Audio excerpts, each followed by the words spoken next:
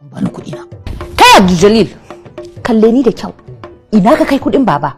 Dama anti. Kai wannan magana fa ka tsaya kai magana nan yanda take. Gaskiya dama anti yaya ne yace in bashi kuɗin za a sai tractor. Ayya.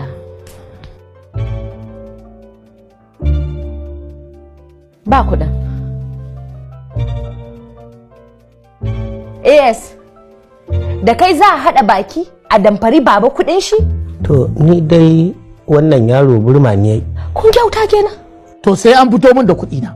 Kuma dukkansu da angon naki da shi kanan naki duk sai an kame musu. Wannan shine burma ne.